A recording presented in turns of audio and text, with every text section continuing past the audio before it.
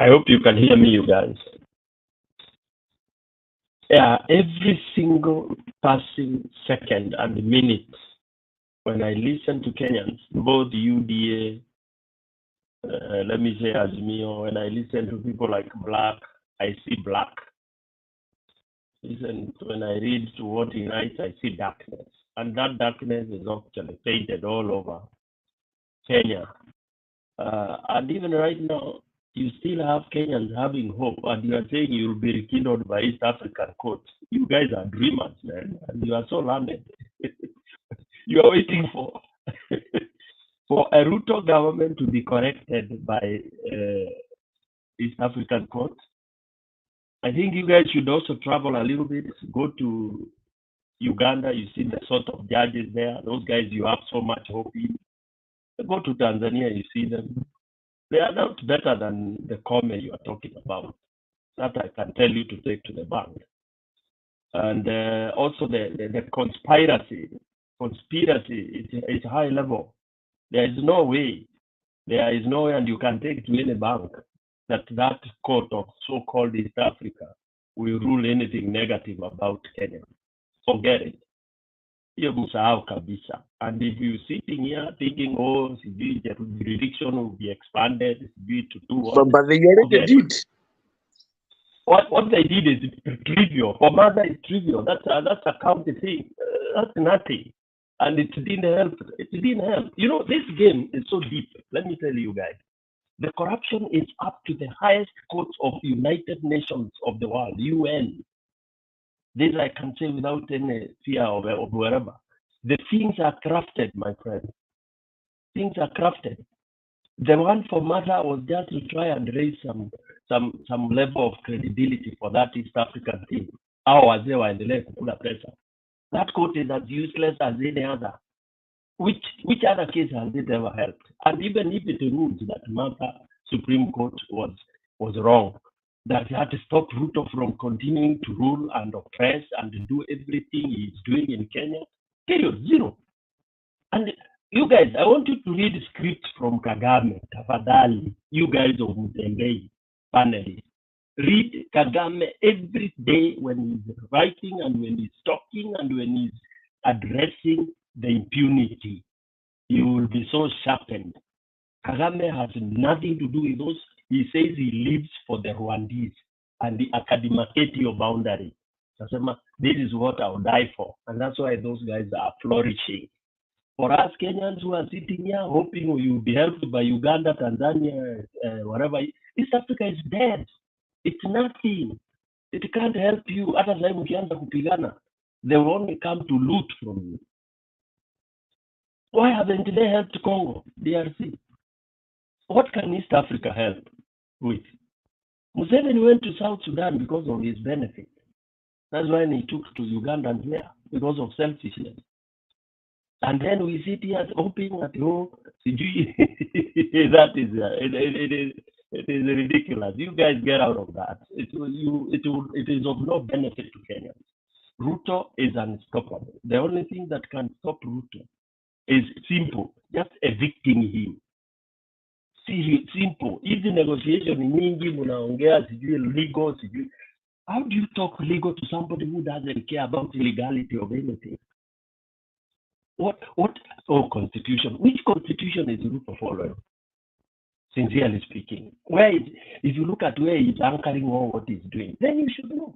This guy I told you dropped the constitution. When did Ruto ever support 2010 constitution? Bwana Guru, Bwana SS, Richie, Bro Benson. When did he begin to support what happens about the 2010? Nowhere. So how do you expect him to even look? This guy has even issued a statement about these 4 judges.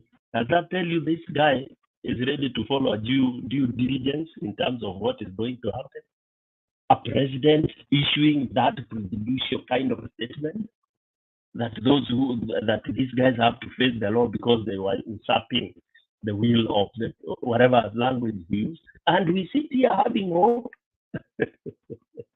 Munanichekesha wa Kenya wetu. If we were to go to the party ya SS, mpaka Yesu atarudi, tutakuwa hapo. And then the same we divide on a GMO line. How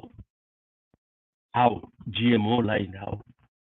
Badala we divide on rejecting Ruto, tuanze ati GMO ndio iwe ndio reason. It can't work. People are dying of hunger. They will eat that meat. They will tell you enda kwenye, si tutakula hiyo mahindi. That is Kenya. Kenyans will say wacha mimi nikule, wewe koseo una pesa utanunua mahindi ile mzuri. In fact, GMO cannot cause a revolution. Zero, it can't. What will cause a revolution ni njaa na insecurity, watu waendelee kupigwa ngeta, okay? People waendelee women waendelee kukufa kwa hospitali kwa sababu ya kukosa madawa. That is what will cause a revolution, but not waiting for East African communities to do it. Thank you. Stone Pig. Richie, can I ask Stone something? You listen to Stone, sometimes you wonder, when the last time he was in touch with people in Kenya. You see, you should know that Ruto is not permanent. And I think what Guru was talking about was not limited to Ruto. And secondly, for the next one more time, if I understand Martha is not going to the East African court to overturn Ruto. So I think, Stone, you're misunderstanding almost everything. Nobody is going what to benefit is it? Just listen. Just listen. Of what benefit is it? That's what I'm asking. Is that waste of time? Because, you see, in court, normally there is jurisprudence. Now, these issues, what Guru is saying, it might come to help Kenyans way back after the Rutos are completely out of the case. Remember, even during the Supreme Court hearing, you hear them quoting other cases in other countries, Supreme Court decisions. Now, if this thing goes to the East African court and they come to the conclusion that they don't agree with what happened, what it means, in future, whatever ruling that came out there, you'll find very many other Supreme Courts in the Commonwealth not prepared to quote it. It will be dented in a way. The benefits may not be readily immediate, but later on, like you remember the way Makiadi has played you the clip there, the hypocrisy and the doublespeak. It will officially go into the world court records, jurisprudence.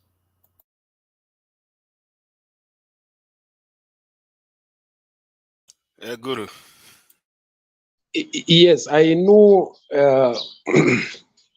Bwana PK is very frustrated because he would want instant coffee solutions to some of the issues that face us, but that's not how things work sometimes. Even the so-called revolutions have baby steps. And what the issue is here is very simple. Did the Supreme Court handle the evidence given on the table in the right way? Were the witnesses given time to express themselves? What was overlooked in the decision that finally came to be? It's not about removing the current government, no. It's an audit of our processes in the Supreme Court. And that is important because finally, I believe they will make their own observations. It's not that they will say that so-and-so is on the seat illegally, no. But they will tell us that this would have been better handled. And you know, even if they don't say directly, you can infer through insinuation that maybe if the evidence was handled in a certain more prudent way, maybe a decision would have been different. That is where we are, Mr. PK. I know you want an instant coffee solution where you want to do away things are not like that. Alisema anataka mapinduzi. On the issue of judges from the East African community being this or the other, it is upon them. It is up to them.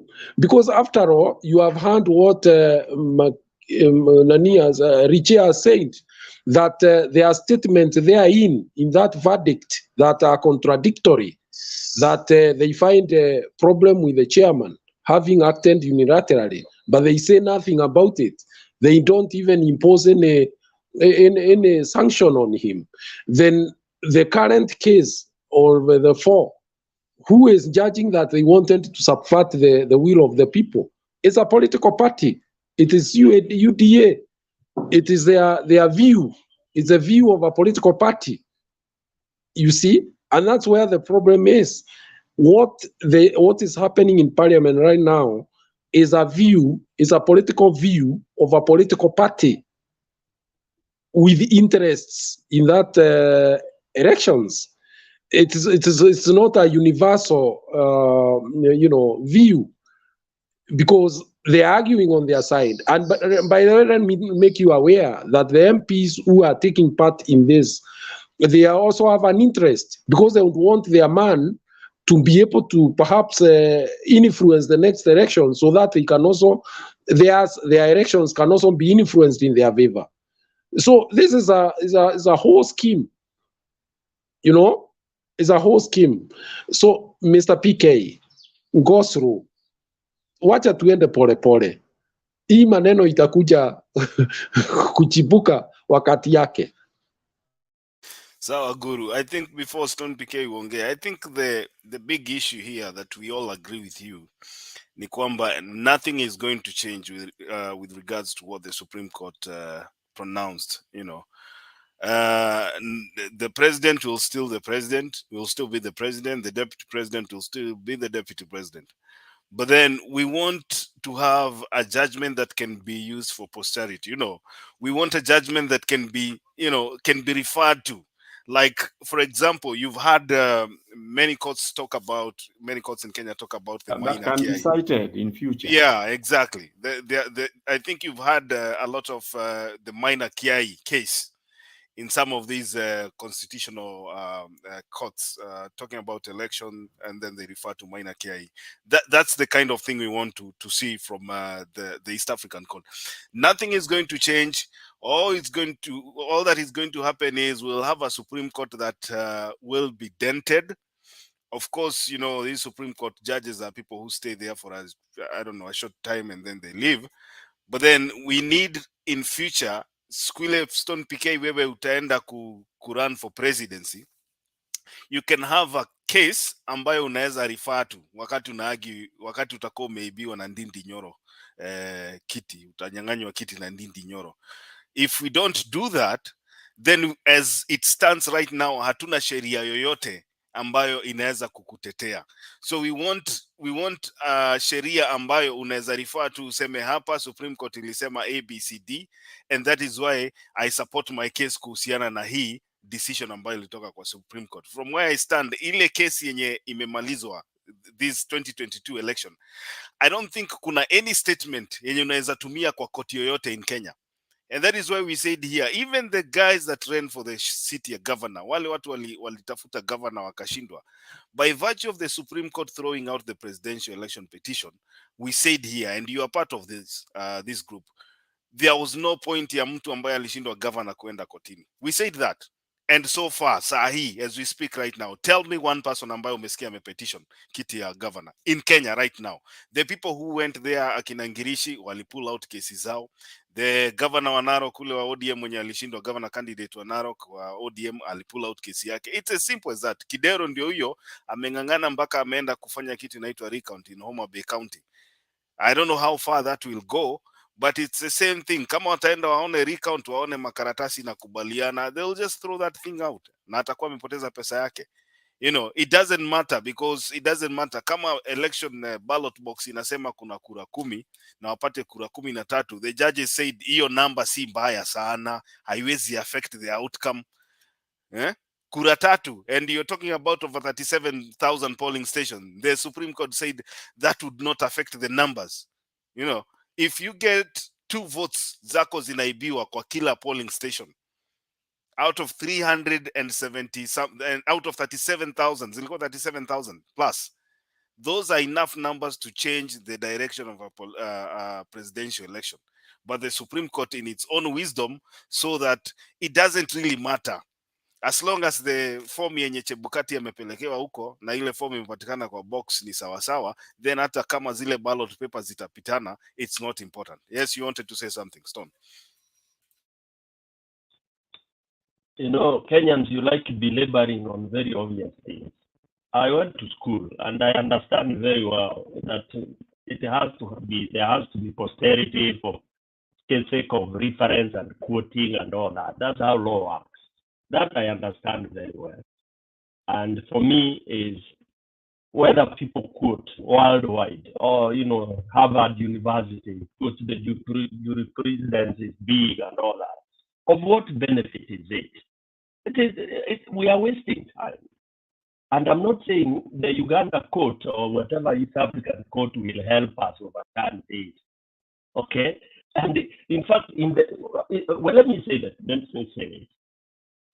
Whether you say the Supreme Court of Kenya did X, Y, Z, or you overrule it, or you don't, Kuseo says it in the future, 20, 30 years to come, I'll be able to go to court and quote that this was done, this was against Ndindi Nyoro.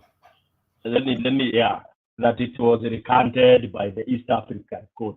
So will I be appealing to East African court or to a Supreme Court of Kenya that will have been made by Ruto and all that? Kenyans, let's not waste time discussing about East African whatever. There is nothing East African court is coming to tell us that we didn't see was wrong with our Supreme Court. I mean, you guys, all of you are here. You have your, even if you didn't study law, you have your basic. What is it that you need East African court to come and confirm to you? Stone PK. You know, there's a difference between being told and having that thing on record.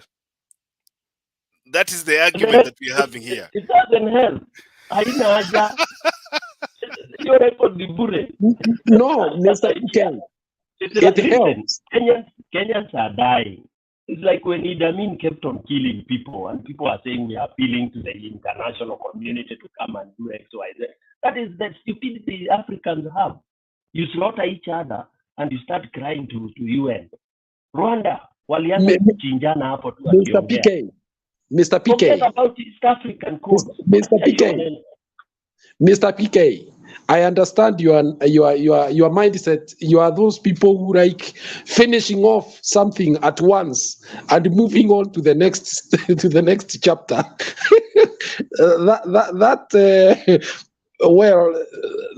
That could be, but if some of these matters, you can imagine where we have come from since 1992 when we had the first multi-party elections. You remember people were actually being physically prevented from,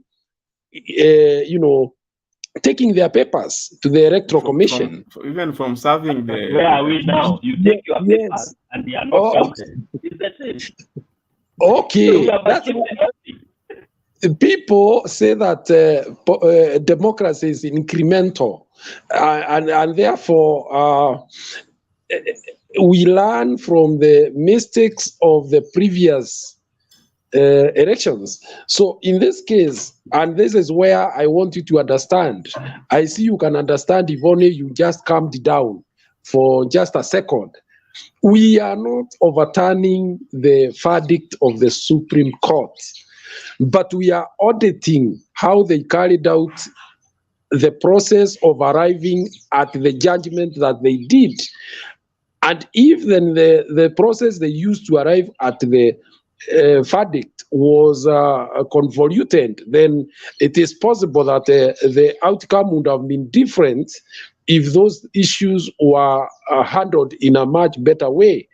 And what this means is that going forward, even the Kenyan judicial system and the Supreme Court would have to look at those issues that the East African Court will have identified, or they may not. But even if they don't, we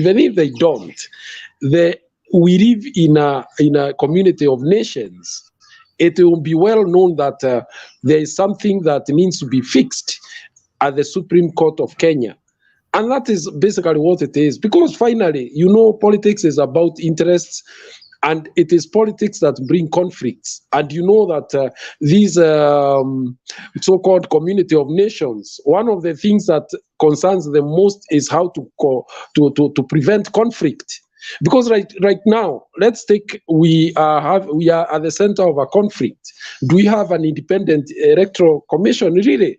Because if a political party can assign guilt on a set of commissioners and go ahead and engineer their removal, what happens? What about the other political parties? Should they start doing the similar thing?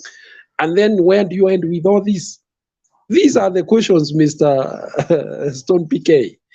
They are not instant coffee solutions. Okay, just hold on. I want you to listen to what the Chief Justice had to say. I mean, we are talking about the influence of the East African Court with regards to, cases that are taken before it. And Stone PK, as much as we agree with you, nothing is going to happen. I can see Maggie's here. As much as we agree with you that nothing is going to happen, I just want you to see how much influence perhaps that court has on decisions that come before it. Let's listen to what. And we're coming hot on the heels of the presidential petition. And in hindsight, there's been questions around some of the terms that were used during the petition, such as hot air, wild goose chase. Publicly, it would be presumed that some of this language was not as judicial as would have been expected. Well, I don't want to comment on that case because I've heard that it is being processed further in another court in East Africa. So it could be what we call sub judice. But if you read the judgment and you followed the reasoning, there is a reasoning for each of those conclusions. Why the court made those remarks. Those are English terms. Perhaps they angered some people, but they were not meant to offend anybody. It was just an expression of the finding of the evidence that was presented before the court. Because, like, for instance, there were some forms which were brought from 34As, relying on the evidence which was hearsay. Nonetheless, the court went ahead to look at the original forms 34As to compare with those forms which were arranged to have been interfered with. And the court found that those forms were actually photoshops. The court went ahead to ask for the boxes, the ballot boxes, from all the polling stations where those allegations emanated from, where there was said to be interference. And Kenyans watched when scrutiny was done of those original forms in the boxes, comparing them with the original forms that were brought by IBC. That exercise took no less than 36 hours. And that's why perhaps the court said, we did all this, but it turned out to be a wild goose chase. Right. So if you read the judgment, it will explain why each every time was.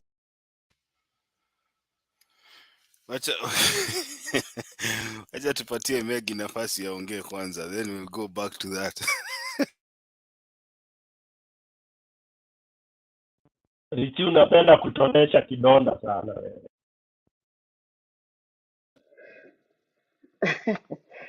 Habari ya Wakenya. Sasa nyinyi Mnanisikia kweli? Uko sawa Mengi, tunakusikia. Thank you. Mnajisumbua bure tu. I'm with Stone PK because ukiona Martha Koome akiongea hakuna haja ya kungoja ati Martha Karua anaenda sijui East African Court. Anaenda kufanya nini? Hii serikali ni yetu.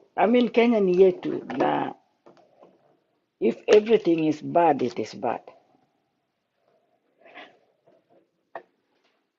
Imefika wakati I think Kenyans should say enough is enough.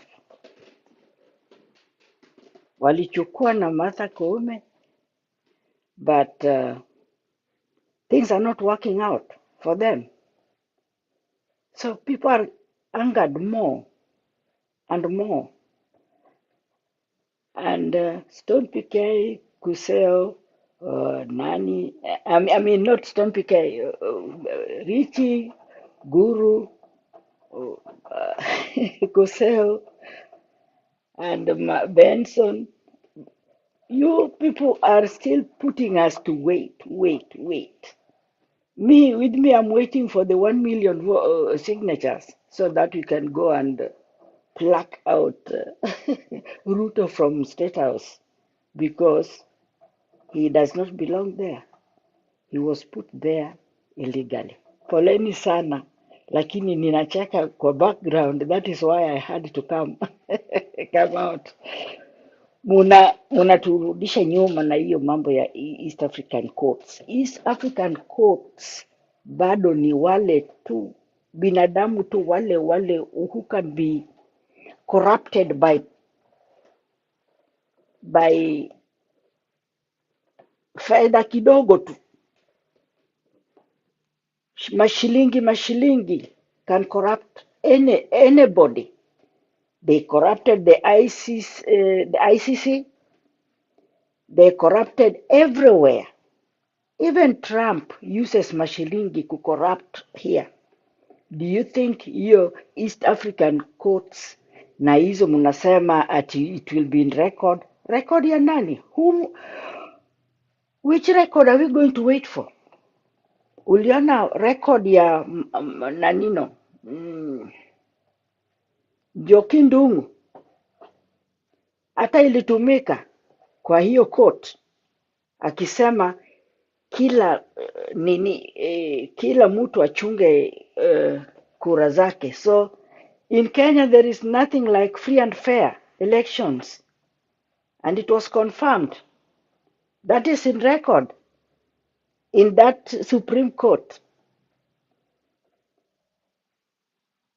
Vile walifanya ni vile walikuwa nataka kuwa in record, and already they are in record that hata ukifanya nini, the way they are going to rule is the way they decide.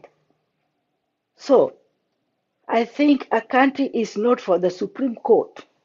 A country is for wananchi, and wananchi is us. Nothing is going to happen with the East African Court, because those are wale tu ambaye Ruto anaweza kuwanunua. Anybody can buy them, and nothing profitable is going to help Kenyans in that.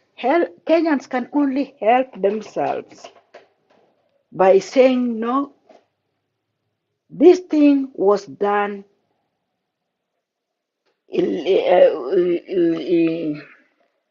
kienyeji. In fact, it was kienyeji. It made me ask myself if really Martha Koome alisoma law with those other judges. Do they know what law is? Even the little knowledge I have, sidhani kama ningefanya kitu kama hiyo, na ilinifanya niseme Kenya bado tuko nyuma kabisa in so many ways, even humane. Hatuna Christianity, na Martha Koome is always quoting about the Bible na sijui Mungu nini. She doesn't have that. So I think Baba alisema something about 1 million signatures. I'm waiting for that, but I'm not waiting for Martha Karua going to East African Court. It's not going to help us. That East African Court already, nimesikia Koome anasema juu yake, already washaweka pesa mfukoni. So it's going to be a flop. Nothing is going to work out in that. We are badly off. Let us not debate about Martha Karua going to East African Court. It is not going to help us. Lazima tuchukue jukumu mkononi mwetu, because this is our beloved country and we wouldn't like to see hii serikali, hata unaona the way they are talking very recklessly, ambaye watu wanakufa kwa njia zingine, hata hiyo GMO iwe watu, because it will be part of it. What are all those? Na ni mtu anataka kufanyia wananchi kazi. It's quite hurting. It's very, very something irresponsible for our leaders, for the people of Kenya. Me, I'm with the Stone PK, I'm with you. Wacha hao wapereke Martha Karua East Africa, but hakuna chenye watapata. I'm telling you. Hata hiyo records munataka hakuna. Yes, because Martha Karua anatoka Azimio. Kama angekuwa anatoka Kenya Kwanza, hiyo record ingeingia. Yes. Haya, wacha, asanti Megi, wacha tuende kwa bro Benson.